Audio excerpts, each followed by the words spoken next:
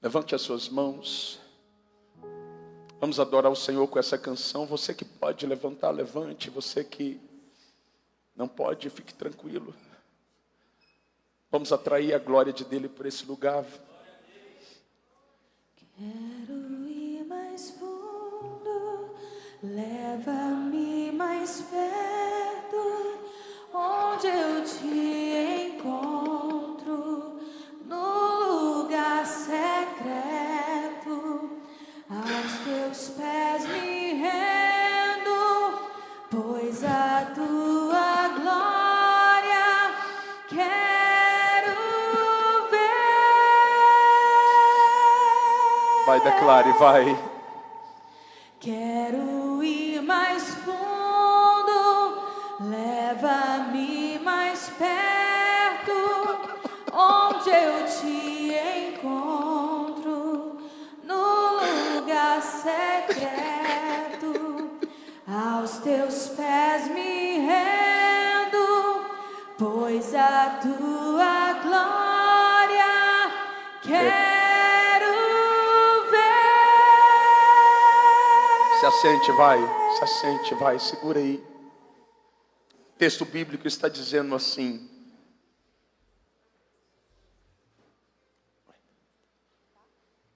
ora, os netineus habitavam em Ofel, até defronte da porta das águas, para o oriente e até a torre alta. Quero falar um pouquinho nesta noite sobre o tema. Coloca o tema aqui para nós: tempo de profundidade. Quantos querem entrar no lugar de profundidade? Vai. Eu não sei você, mas eu quero a presença de Deus. Eu quero Ele. O Espírito Santo venha sobre nós. Nós estamos cansados, Espírito Santo. A religião nos cansou. Quanto tempo saímos das nossas casas para estar na igreja por obrigação. Mas nessa noite nós precisamos do Senhor. Precisamos da Tua glória. Precisamos ser abraçados pela Tua presença. Passeia, Espírito Santo, no nosso meio. Ministra intimamente a cada coração. Eu sinto pessoas cansadas, pessoas distantes, pessoas que a sua alma está gritando. Não permita, Espírito Santo, que saiamos daqui como entramos. O que torna a igreja uma igreja é o Espírito se movendo sobre ela. Por isso chancela essa palavra. Paulo disse: as minhas palavras não são apenas palavras de conhecimento, mas palavras cheias do poder de Deus. Marca-nos com o teu poder, marca-nos com a tua glória, abraça-nos com a tua unção, visita-nos por dentro. Espírito do Senhor, nós te amamos, te bendizemos e te exaltamos em nome de Jesus. Você pode dizer amém? Escute. A porta das águas era uma porta lateral do templo, onde os servos entravam trazendo água, a fim de auxiliarem duas classes de pessoas: levitas e sacerdotes, para o exercício do sacrifício. A porta das águas está conectada diretamente, intrinsecamente, a uma festa judaica muito conhecida, que é a festa do tabernáculo. Que festa é essa? É uma festa que acontece no mês Tisri, que é o 10º mês para nós, o mês de outubro. onde os judeus comemoravam os 40 anos que eles tiveram no deserto, sendo cuidados de maneira minuciosa por Deus. Eles reconheciam no exercício dessa festa que, se não fosse por Deus, eles não suportariam passar 40 anos em um tempo tão difícil, em um lugar tão desfavorável. Então, eles ofertavam o ázimo, a gratidão, com o propósito de reconhecer que Deus fora com eles. Em Neemias, no capítulo 8, a partir do versículo 1, o texto diz assim: todo o povo se ajuntou como um só homem diante da porta das águas. Neemias é considerado por muitos estudiosos um dos 10 maiores líderes da história de Israel. Neemias também é aquele que vivera como contemporâneo do profeta menor Ageu, contemporâneo também do profeta Zacarias. Como se isso não fosse suficiente, Neemias fora contemporâneo do escriba, aquele que escrevia a lei e também a interpretava, de nome Esdras. Neemias, em seu tempo, foi aquele que foi levantado para levantar os muros. Esdras, no mesmo tempo, foi aquele que foi levantado para poder restaurar o culto. Quando observamos esse cenário, percebendo que o povo estava reunido na porta das águas, eles estavam como um só homem, e essa expressão aponta para a unidade. Eles estavam ali com o propósito de ouvir a palavra de Deus. Quantos estão aqui com o propósito de ouvir a palavra de Deus? Faz assim para me saber que você está me entendendo. Eles estavam ali com um propósito estabelecido de ouvir a palavra de Deus. Mas o que vem a ser unidade? Unidade não é estarmos reunidos na mesma geografia, como por exemplo, estarmos aqui na T10. Unidade fala sobre carregarmos o mesmo coração, termos a mesma intenção, estabelecermos o mesmo objetivo. Eles não estavam unidos, eles estavam exercendo a plena unidade. Todos queriam ouvir, mas não era ouvir qualquer coisa, era ouvir a palavra de Deus. 2 significados proféticos tem a porta das águas. O primeiro é o retorno à palavra. Quando falamos sobre retorno à palavra, podemos falar também de reforma protestante, aonde o fundamento máximo é a sola escritura. Quando falamos sobre isso, estamos falando sobre aquilo que deve reger a minha história, a sua história, a minha vida e a sua vida. Eu aprendo um princípio aqui. O fundamento máximo que deve reger a minha vida não é os livros que eu leio. O fundamento máximo que deve reger a minha vida não é as pregações mal interpretadas que eu ouço. O fundamento máximo que deve reger a minha vida não é os conselhos que eu recebo. O fundamento máximo que deve reger a minha vida e a sua é a palavra de Deus que está sendo liberada dia e noite sobre mim. Quem está comigo, diga glória a Deus. Quando Neemias está escrevendo esse texto, o texto diz que Judá, durante 70 anos, estava sem acesso a Jerusalém.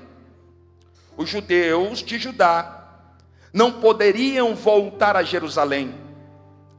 Ficar sem acessar Jerusalém fala sobre algumas realidades espirituais. Ficar sem estar em Jerusalém fala de não ter culto por 70 anos. Fala de não ter celebração por 70 anos. Fala de não ter comunhão, koinonia por 70 anos. E eu aprendo um princípio espiritual aqui. Não espere o culto ser retirado para que você deseje congregar, estabelecer comunhão, celebração e glorificação ao coração de Deus. Eu e você precisamos valorizar o culto, porque nós temos a tendência de só valorizar aquilo que perdemos. A empresa só é boa quando eu perco. A família só é extraordinário quando eu não tenho mais. Tudo aquilo que eu tenho eu não dou valor, mas quando eu não tenho mais eu digo com uma mentalidade saudosista: era bom demais aquilo que o Senhor me deu. Na Bíblia Sagrada, a palavra retrata água. Todas as vezes que falamos sobre a palavra, estamos falando biblicamente sobre água. Nascer da água fala sobre o nascimento da palavra. Alguém que nasceu da palavra é alguém que foi modificado, é alguém que teve o seu coração alinhado, é alguém que viveu um estado máximo de transformação.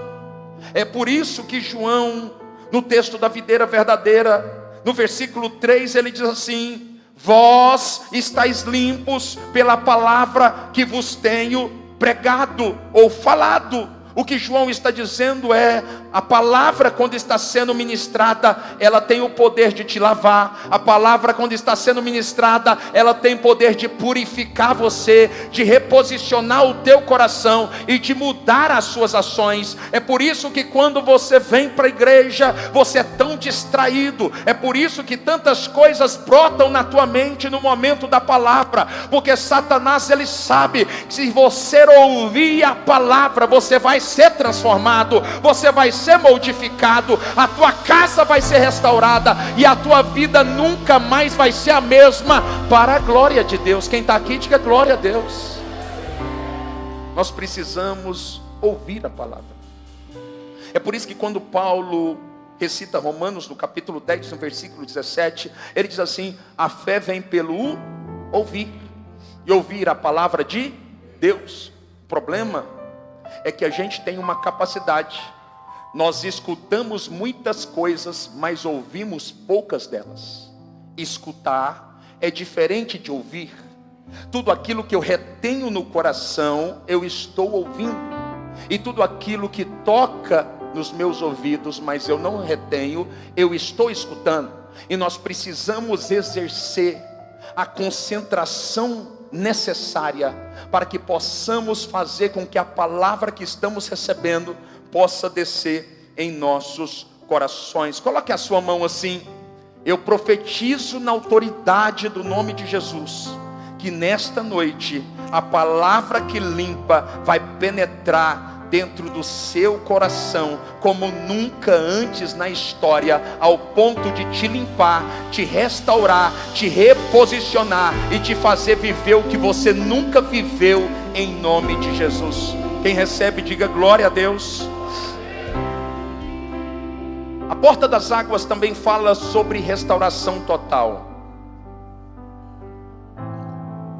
Escute, a Bíblia diz que o rei Acaz, rei de Israel, ele peca diante de Deus. Peca como, pastor? Ele assume a cadeira mais elevada, o trono de Israel. Ele então faz uma aliança com um povo que não tinha aliança com Deus. E quando ele faz essa aliança, o resultado dela, o culto em Israel é abolido. A Bíblia diz que Acaz morre. O filho de Acaz, Ezequias, ele é o seu sucessor. É interessante porque Ezequias, quando ele se assenta na cadeira real, a primeira atitude dele não é dar continuidade àquilo que o seu pai estava construindo. Por quê? Porque ele entende João 5,19: o filho faz o que vê o pai fazer. O pai biológico está fazendo aquilo que é equivocado, aquilo que não deveria fazer.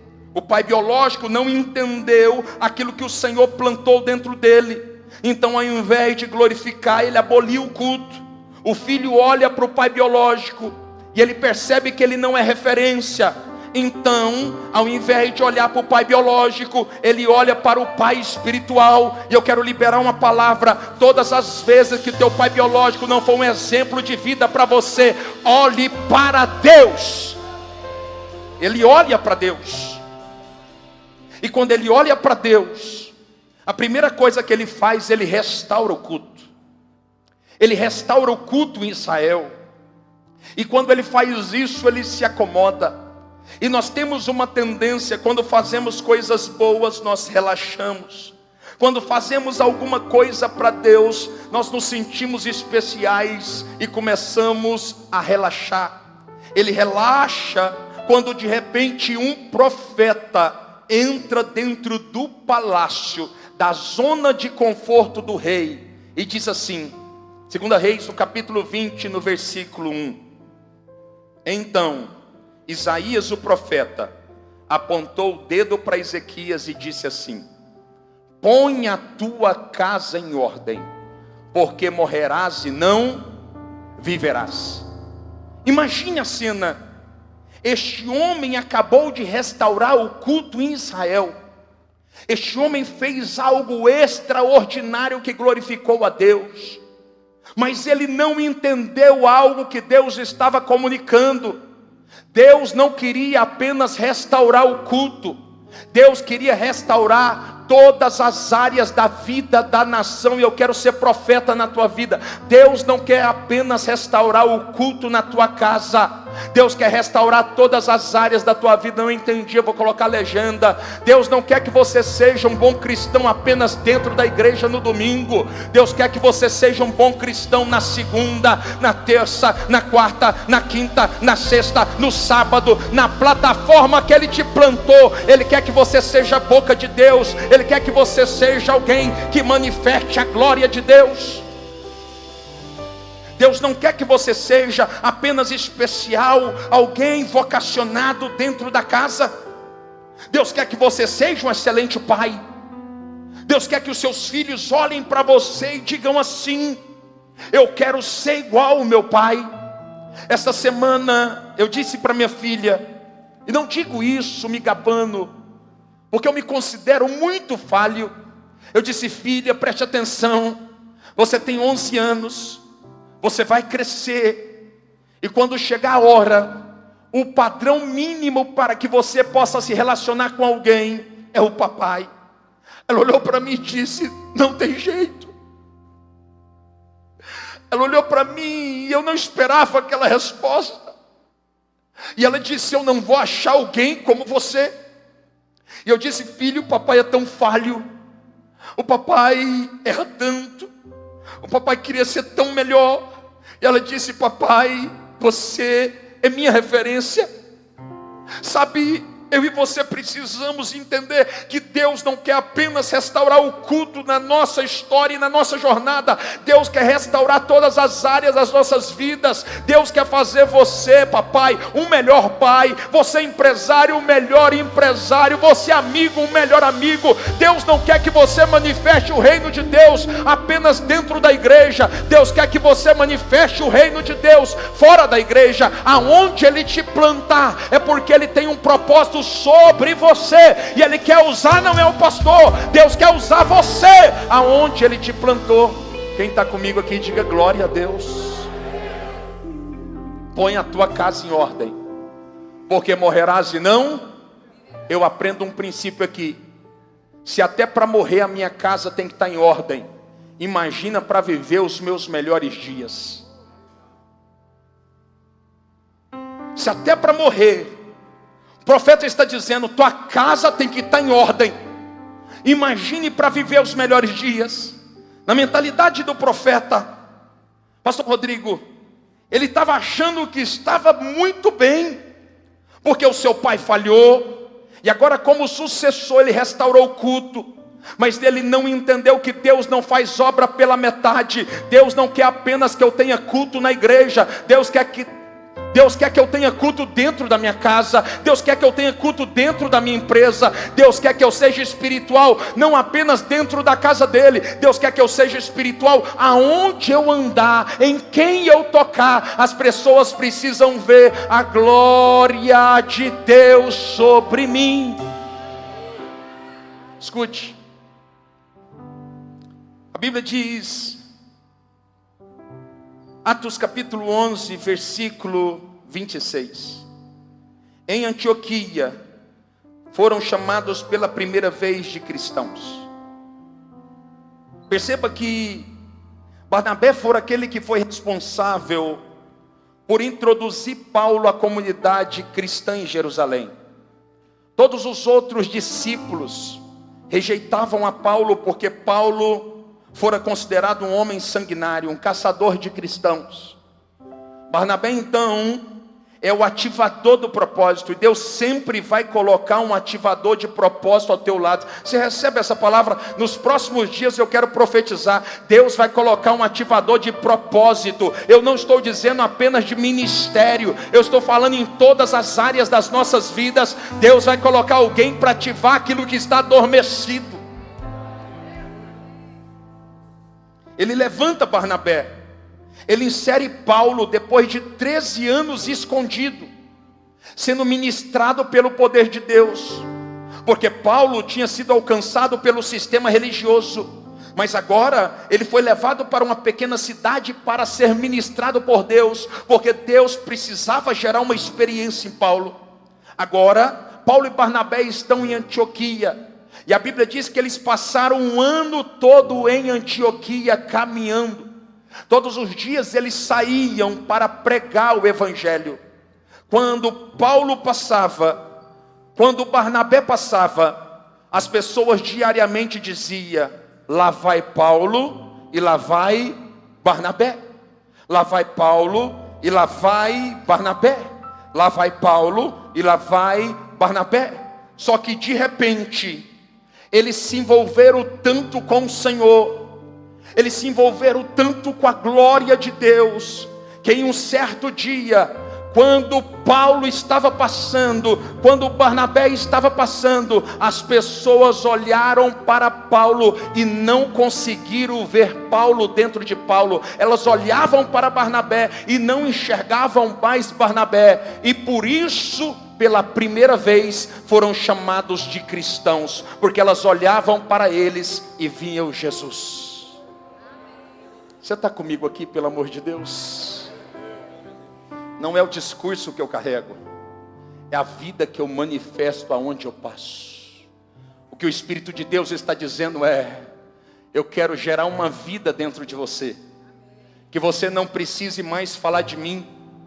As pessoas vão ser tocadas pelo amor, as pessoas vão ser tocadas pelos seus gestos, as pessoas serão tocadas pelas suas ações. É por isso que linho na Bíblia aponta para atos de justiça ou ações de justiça dos santos. Eu e você precisamos exercer na prática ações de justiça para a glória de Deus. Alguém pode levantar suas mãos para adorar o Senhor com essa canção? Pode permanecer sentado. Adoremos ao Senhor. Tudo que eu mais quero é te ver, me envolva com tua glória e poder. Tua majestade é real. Vai, declare, vai. Tua voz ecoa em meu ser. Tudo que eu mais quero é te ver, me envolva com tua glória e poder. Tua majestade é real. Tua voz ecoa em meu ser. É tempo de restaurar o culto, mas também é tempo de restaurar a casa. É tempo de restaurar o culto, mas também é tempo de restaurar o sacerdócio. O recado da parte de Deus a Ezequias é o mesmo recado dele para nós. Precisamos nos preocupar não apenas com a vida de domingo, mas também com a vida lá fora. Eclésia, tirados para fora. Eu recebo algo da parte de Deus aqui dentro e manifesto lá fora, para que todos possam ver a glória de Deus. Quem está me entendendo faz assim, para me saber que você está aqui. A porta das águas fala sobre um tempo de vivermos profundidade. Diga comigo, profundidade. E Ezequiel 47, Ezequiel tem uma visão. Ezequiel, ele vê jorrando do altar águas purificadoras. Ele olha para o altar e ele percebe que águas vivas estão descendo do altar. Quando de repente Ezequiel, ele sai daquele ambiente e depois ele volta para aquele ambiente. ele sai do ambiente e ele olha para ele, e o Espírito do Senhor se comunica com ele dizendo: você acabou de sair do ambiente que estava jorrando água e você está sequíssimo. É isso que muitas vezes acontece comigo e com você. Eu aprendo algo aqui. Tem muita gente saindo pela porta lateral da igreja sem se molhar com as águas do altar. As águas do altar são as únicas águas capazes de transformar você. Sabe por que muitas vezes você ora, você chora, clamando a Deus para que Ele te mude? Porque você está na casa, mas você não compreende que Deus não pode alcançar alguém que está distraído. Você está na casa, mas não compreende que Deus não pode visitar um coração que está endurecido. Você está na casa e não compreende que enquanto você não clamar, no momento da palavra, o Espírito não pode ter acesso para poder te visitar. Ezequiel está no lugar onde as águas estão jorrando, e ele está saindo pela porta lateral, e ele continua seco. Eu aprendo um princípio. Tem muita gente que sai seca da igreja porque não se envolve. Tem muita gente que sai seca da igreja porque não participa. Tem muita gente que sai seca da igreja porque não se aprofunda naquilo que está sendo construído pelo Espírito Santo no momento do culto. Você está comigo aqui? Quem está comigo, diga glória a Deus. Fala para quem está do seu lado: é tempo de se molhar com as águas do altar. 4 lições eu quero ser objetivo aqui para encerrarmos, que eu aprendo com Ezequiel, que me farão acessar a profundidade da presença de Deus. 4 lições que eu e você aprendemos para que possamos acessar lugares profundos em Deus, lugares que nunca alcançamos antes. A primeira lição: o texto diz que Ezequiel está no templo, mas não está dentro das águas. Ele está no templo, mas ele não está dentro das águas. Aqui fala de alguém religioso, alguém que está no lugar da transformação, mas não permite ser transformado. Alguém que é tão religioso ao ponto de dizer que é cheio de Deus, mas nunca foi marcado por uma experiência. Deixa eu dizer algo para você. Paulo era um grande religioso, talvez o principal do seu tempo, mas ele só pôde viver uma vida poderosa em Deus depois de 13 anos tendo experiência com Deus escondido. Deus não pode fazer algo grande na tua vida antes de produzir uma experiência para te marcar profundamente. O Espírito de Deus nesses dias não quer que você participe de mais um culto. Ele quer que você busque uma experiência com Deus, porque essa experiência vai mudar a sua vida para sempre. É um religioso adepto à religião, que nunca teve uma experiência com Deus. Conhece todo mundo na igreja, menos Jesus. Ele tem relacionamento com todos, mas nunca teve relacionamento com o Mestre. Ele vem à casa de Deus de domingo a domingo, mas Jesus nunca visitou a sua casa. Este é alguém que está no lugar das águas, mas que não se atreveu a entrar dentro delas. Eu e você precisamos ousar entrar nas águas. O Espírito de Deus não pode mudar a minha história. O Espírito de Deus não pode me renovar. O Espírito de Deus não pode me curar. O Espírito de Deus não pode me libertar enquanto eu não acessar águas. As águas do Senhor são capazes de mudar a minha história para sempre. Ama a segurança da superfície, mas ignora o risco da profundidade. São pessoas que não entram nas águas. São pessoas que não ousam pisar nas águas. E o Espírito de Deus está dizendo: é tempo de pisar nas águas. Fala isso para quem está do seu lado: é tempo de pisar nas águas. Segunda lição que eu aprendo aqui: o anjo mandou Ezequiel sair do templo. Depois ele manda Ezequiel voltar. E quando ele pisa nas águas, ele pisa nas águas até os tornozelos. Aqui fala de alguém que começou a crescer, alguém que começou a ter fome de Deus, mas que ainda vive uma vida mediana. A palavra mediana aponta para medíocre. É alguém que está acostumado com a mediocridade. É alguém que recebeu uma pequena medida da parte de Deus, mas que não busca viver uma nova medida. É alguém que recebeu uma pequena porção, mas já está satisfeito, porque não tem fome nem sede de justiça. Fala de alguém raso, que vive uma vida superficial com Deus. Aqui aponta para uma categoria de pessoas que eu poderia não falar, mas eu preciso falar. Aqui aponta para uma categoria de pessoas que são os coxos espirituais. Você sabe o que é um coxo espiritual? Um coxo espiritual são aqueles que estão na igreja há 20 a 30 anos, mas que precisam estar sendo carregados dia após dia por todos que estão à sua volta, porque não conseguem sair do lugar, porque ainda são bebês espirituais. Estão na casa da transformação, mas nunca acessaram a mudança. Estão na Betesda, no templo, na casa da misericórdia, mas nunca desfrutaram da misericórdia, porque são coxos espirituais. Não entenderam que a palavra de Deus já foi liberada. Em Mateus 11:5 está escrito: os cegos vejam, os coxos andem, os leprosos sejam purificados, os surdos escutem, os mortos sejam ressuscitados, e aos humildes seja pregado o evangelho. A palavra já foi liberada. O coxo precisa se levantar e andar. Os coxos espirituais precisam ouvir esta palavra. A palavra do Senhor está dizendo: levanta e anda para a glória de Deus. É tempo de se levantar. É tempo de sair do lugar da mediocridade. É tempo de deixar de ser teknon. A palavra teknon no original significa infantil.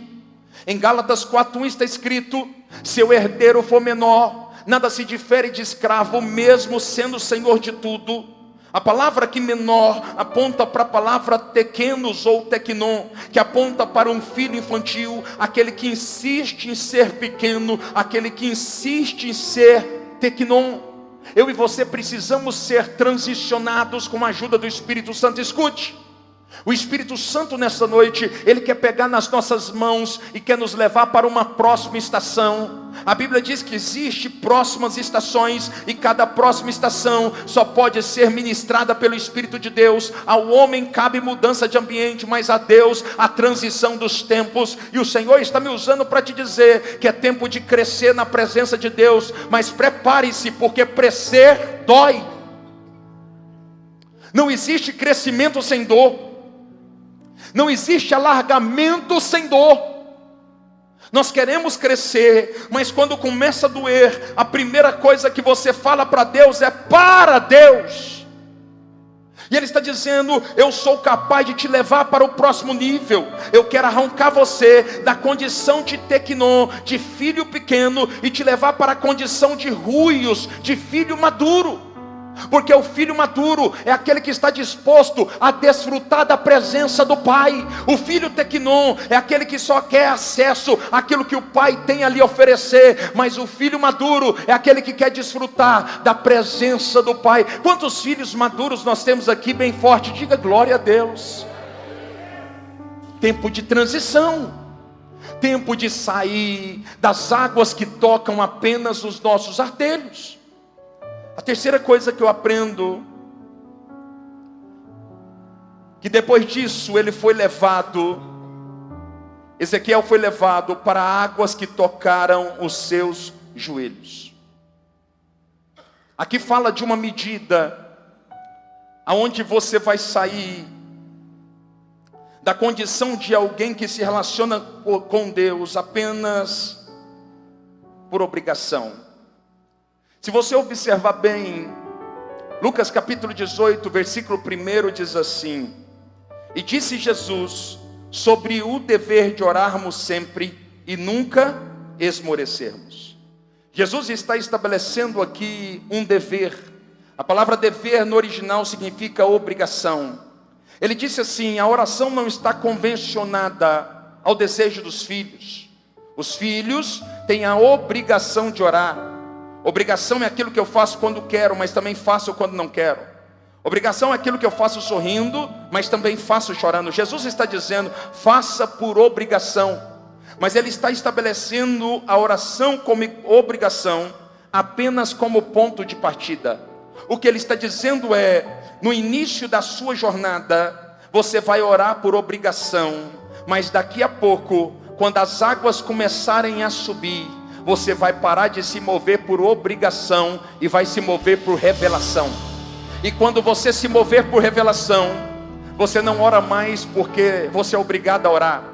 É como a criança que é disciplinada desde pequeno a escovar os dentes.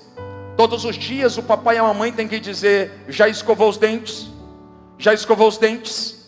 Já escovou os dentes? E tem dias que você precisa ir lá monitorar para saber se está escovando direito ou não. Mas vai chegar um dia que ele vai ter revelação, ele vai ter entendimento, e ele vai chegar à conclusão: se eu não escovar, os meus dentes vão apodrecer. E quando ele chegar a esse pleno conhecimento, ele não vai mais escovar por obrigação, ele vai escovar porque ele entendeu. O que a Bíblia está dizendo é: vai chegar o dia que você não vai orar mais por obrigação, porque você entendeu que a oração é o motivo da sua existência, é o oxigênio que mantém o cristão de pé. Por isso, ore por obrigação se necessário, permaneça orando, porque vai chegar o tempo que você vai orar por revelação. Águas até os joelhos é comparado a Salomão, quando foi visitado pela sabedoria. Ele escreve o livro de Cânticos. O livro de Cânticos é o livro de um jovem prepotente, arrogante e cheio de sabedoria. Só que chegou um dia que Deus o transicionou de Cânticos para Provérbios.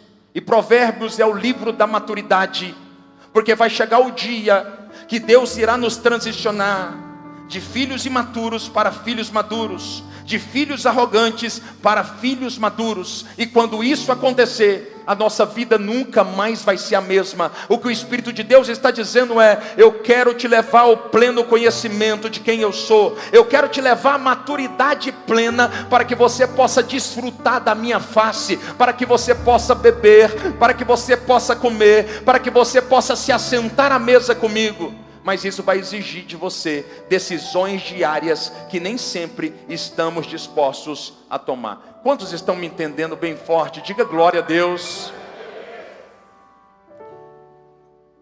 Quarta lição que eu aprendo aqui. O texto diz que o anjo chama Ezequiel e diz assim: desce mais. Aqui, ao entrar nas águas, as águas vão tocar nos lombos de Ezequiel. Eu aprendo algo da parte de Deus. Normalmente, quando o anjo é enviado, ele não é enviado para me fazer subir, ele é enviado para me fazer descer. Porque ninguém sobe se antes não aprender a descer. É um dos princípios máximos do reino de Deus. O que o Espírito de Deus está dizendo é: eu vou enviar o anjo, mas eu vou enviar o anjo para te fazer descer. E quando você descer, as águas vão subir. E quando as águas subirem, elas vão tocar até os seus lombos, que representa as costas. De acordo com a cultura judaica, todas as vezes que um homem é tocado em suas costas, ele é imobilizado. Um judeu acredita que para ser imobilizado, ele precisa perder o governo das costas. É por isso que o anjo disse: eu vou descer, e você vai descer comigo, e eu vou te levar a águas que vão tocar em seus lombos. O que ele está dizendo aqui: quando isso acontecer, você vai entrar em um tempo que vai ser necessário renunciar muitas coisas que você gosta. Para descer, você vai ter que aprender a fazer não aquilo que você quer, mas aquilo que o Senhor plantou dentro do seu coração. Nós estamos vivendo um tempo em que muitas vezes eu e você queremos viver a vida que sonhamos, e o Senhor está me usando para te dizer que nem sempre aquilo que você colocou no papel e estabeleceu como objetivo é a vontade do Criador para você. É por isso que Isaías, o profeta, ele é levantado por Deus em Isaías 55, no versículo 7, para dizer assim: porque os meus pensamentos não são como os seus pensamentos, e os meus caminhos como os seus caminhos. E ele diz assim: se você aprender a confiar em mim, aprenda, assim como os céus são mais altos do que a terra, os meus pensamentos são mais altos do que os seus pensamentos, e os meus caminhos mais altos do que os seus caminhos. E alguém pode dizer: pastor, mas eu não sei qual é a vontade que Deus tem para mim. Você sabe. Em Filipenses 2,13 está escrito: é eu, Senhor, que plantei dentro de você, tanto querer quanto realizar. Na verdade, você sabe desde muito cedo qual é a vontade que Deus desenhou para você. O problema é que para viver a vontade de Deus, eu preciso tomar uma decisão muito séria. Eu preciso abrir mão da minha vontade. E muitos de nós não estamos dispostos a abrir mão da nossa vontade para poder viver a vontade do criar. Quem está aqui, pelo amor de Deus? Sabe por que nós temos tanto medo? Porque na nossa mentalidade o que nós idealizamos é superior àquilo que o Senhor idealizou para nós. Deixa eu dizer algo com muita seriedade aqui. Deus está no seu final. Aprenda a confiar naquele que construiu, idealizou e costurou a sua história. Ele está no lugar que você deseja um dia chegar. Se Ele disse que os seus planos são superiores aos seus, confie na palavra de Deus. Quem está comigo aqui? Levanta as suas mãos bem alto. Vamos adorar o Senhor.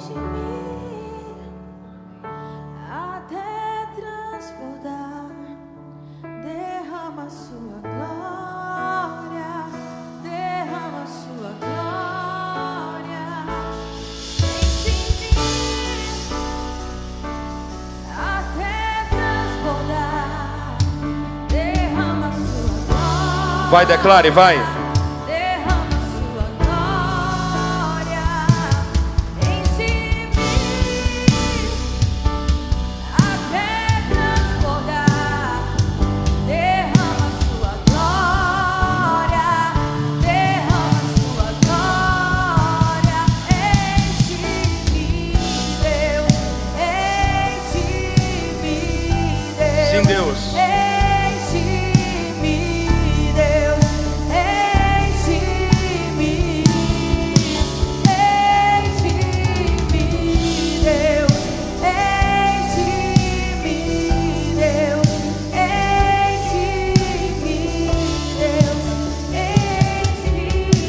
Escute.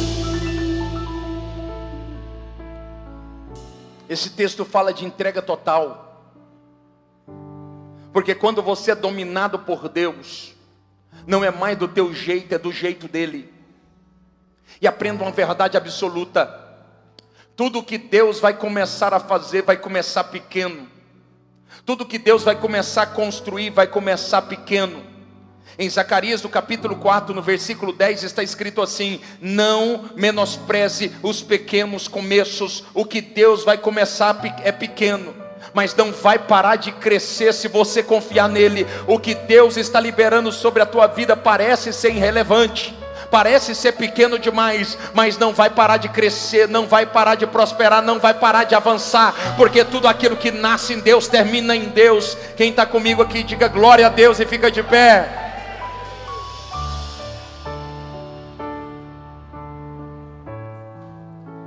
Quinto nível, eu termino aqui. Diga comigo: águas profundas. Esse é um nível que o Espírito Santo deseja levar à sua casa. Esse é um nível que o Espírito Santo deseja levar você enquanto indivíduo. E o anjo disse: Ezequiel, vem mais. E o tomou pela mão. Esse último nível, chamado de águas profundas, não é você que decide ir. É o anjo que viu o seu coração e decidiu te levar. A Bíblia está dizendo: e ele disse, vem, e o conduziu a águas profundas. O que Deus vai fazer, depois que perceber que você está com o coração no altar, com o coração quebrantado e contrito, o qual Ele não vai desprezar, Ele vai te convidar para um tempo de profundidade com Ele. Quando olhamos para a vida de Moisés, olhe para cá, nós percebemos que Moisés, ele vive 3 ciclos de 40 anos, ele vive 120 anos. No primeiro ciclo, Moisés está no palácio, diga comigo, palácio. Ele está no palácio, durante 40 anos Moisés está no palácio. Palácio é o ciclo profético do alargamento, o ciclo do conhecimento. Ele está no palácio, só que a Bíblia diz que algo acontece. Moisés passa 40 anos no deserto, tentando encontrar o Deus que ele perdeu de vista no palácio. 40 anos este homem passou no palácio, e nos melhores dias da sua vida, ele perdeu Deus de vista. Escute, estou sendo profético aqui. Não perca de vista aquele que te sustenta aonde ele te plantou. Quem te garante é Deus. Quem te plantou aonde você está foi Yahvé. É Ele que te garante, é Ele que te sustenta. A Bíblia diz que este homem está no palácio, mas de repente, na nobreza, vivendo os melhores dias, ele perde o Senhor de vista, e por causa disso, ele vai parar no deserto. No deserto ele está cansado, no deserto ele está fadigado. Ele passa 40 anos no deserto. No deserto ele perde tudo que construiu no palácio, porque o deserto aponta para um tempo de alargamento, mas também um tempo que Deus precisa validar o meu coração. Ele está no deserto, ele está buscando a Deus, ele deseja encontrar o Senhor, mas ele não consegue achá-lo. Escute, no deserto não é você que encontra Deus, é Deus que encontra você. Tudo que você precisa fazer no deserto é preparar o teu coração. Você vai preparar o teu coração, vai colocar no altar, e quando Deus perceber que o teu coração está pronto, Ele vai encontrar você. Me mostra na Bíblia. Mostro. Moisés está vivendo os seus piores dias. Nem as ovelhas que ele está cuidando é dele, é do seu sogro chamado Jetro. Quando ele escreve o Salmo 90, conhecido como o Salmo de Moisés, ele diz assim no versículo 10: os dias de um homem são 70, o que passa disso é canseiro e enfado. Moisés não está falando de você, Moisés está falando da sua própria experiência empírica. Moisés está dizendo: eu estou há mais de 30 anos no deserto, eu estou próximo dos 80 anos, e a minha vida não passa de canseiro e enfado.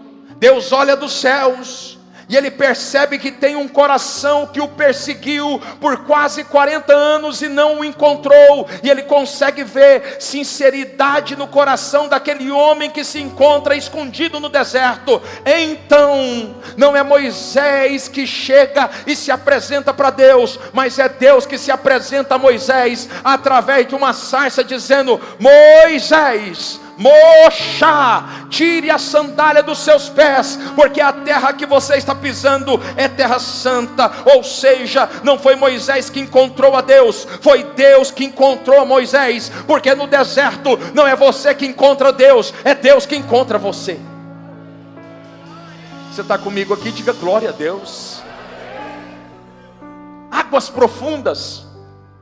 O anjo leva Ezequiel para águas profundas. Mas existe um problema. Quando ele te leva para águas profundas, não existe mais como você governar. Porque em águas rasas você governa, mas em águas profundas quem governa é Deus.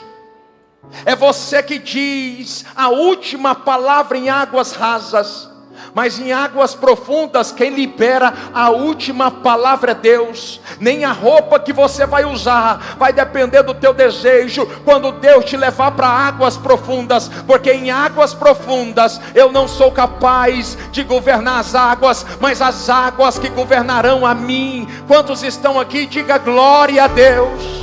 Declare comigo: venha sobre mim, venha sobre mim um tempo de águas profundas. O que Deus vai fazer na tua vida a partir de hoje, se você permitir, Ele não fez nos últimos 20 anos. O O Espírito de Deus está me usando para te dizer: eu quero pegar na tua mão, e eu quero te levar a um lugar em mim que você nunca foi. Eu quero te fazer acessar coisas dentro de mim que você nunca acessou. Eu quero te fazer experimentar de um sabor da vida cristã que você nunca saboreou. Quantas pessoas estão vindo arrastadas para o culto, para a igreja, porque não suportam mais o padrão religioso que estabeleceram. Quantas pessoas que só estão na casa do Senhor porque querem que os filhos estejam no lugar protegido.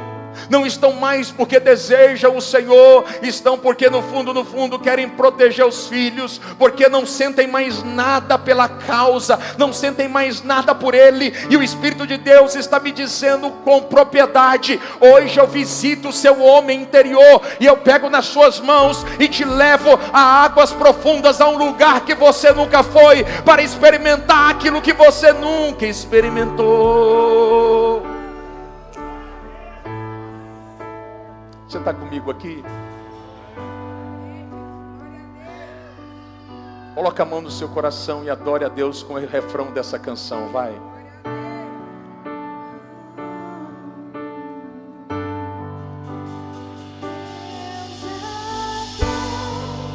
Um caminho aberto pelas águas, faz romper muitas fontes em meio ao deserto.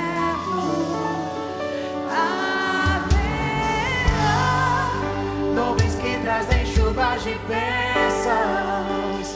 Ouça a voz, Deus te dá escape e livramento.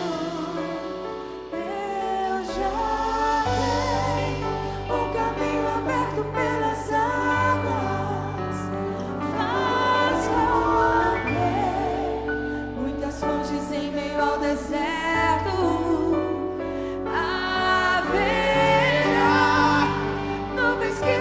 Chuvas de bênçãos. Sim, Deus. Ouça a voz, Deus te dá escape e livramento. Em águas profundas você deixa de conduzir para ser conduzido. Você deixa de cuidar para ser cuidado. Em águas profundas você deixa de governar para ser governado. Escute, eu termino aqui. Moisés agora, ele percebeu que o Deus que ele procurou por 40 anos agora o encontrou. Mas quando Deus o encontra, ele libera sobre ele uma voz dizendo: tire a sandália dos seus pés, porque esta terra é uma terra, porque aonde Deus está é santo, não está ligado à terra. A santidade de Deus é capaz de santificar qualquer ambiente que ele entra. Ele está dizendo: tira a sandália dos pés. Por quê? Porque havia um costume. Todas as vezes que um escravo chegava na presença do seu senhor, a primeira coisa que ele tinha que fazer, ele tinha que tirar a sandália dos pés. Então o Senhor está dizendo: preste atenção. Você quer ir para águas profundas comigo, Moisés? Moxá. Você quer ir para lugares profundos? Então tira a sandália dos seus pés. Quando ele tira as sandálias, em entrelinhas Deus está dizendo: tira a sandália dos seus pés, porque na tua presença, lá no palácio você aprendeu que você é governo, mas na minha presença você é escravo e eu sou o Senhor. Eu governo e você é governado. O que ele está dizendo é: se você quiser viver as profundezas do relacionamento comigo, aprenda a se comportar como servo e não como Senhor. João capítulo 15, no versículo 19 diz assim, parte B: não é o servo maior do que o seu Senhor. E o Espírito de Deus está dizendo: tem muita gente que se tornou grande demais, o suficiente demais para se assentar na cadeira de Senhor. E hoje é dia de levantar da cadeira, para que o Senhor dos Senhores possa se assentar nela, e você se assentar na cadeira de servo. Eu não posso entrar em águas profundas se eu não me submeter ao senhorio de Deus. O que Ele está dizendo: eu quero te conduzir a lugares profundos, mas para isso você precisa entender: quem governa sou eu. Você está comigo aqui? Quantos querem ser governados pela glória de Deus? Feche os seus olhos, eu quero orar por você. Espírito Santo, essa é uma noite em que o Senhor vai nos levar a águas profundas. Tem muita gente que não ora há muito tempo, que vai passar a orar a partir de hoje. Tem muita gente que não jejua há muito tempo, que vai passar a jejuar. Tem muita gente que não te busca há tanto tempo, mas hoje é tempo de voltar a buscar.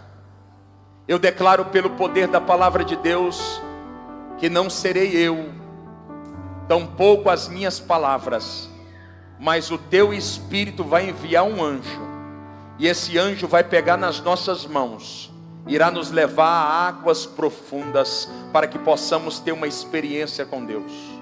Nós queremos uma experiência que marque para sempre a nossa história. Uma vida sem experiência é uma via fria. Uma vida sem experiência é uma vida rasa. E nós queremos experimentar daquilo que muitos homens de Deus experimentaram da parte do Senhor. Como o Senhor fez na vida de Moisés, faça na nossa história, para que possamos experimentar a profundidade das águas do Espírito. Oramos em nome do Pai, do Filho e do Espírito Santo. Você pode aplaudir o Senhor bem forte? Glória a Deus.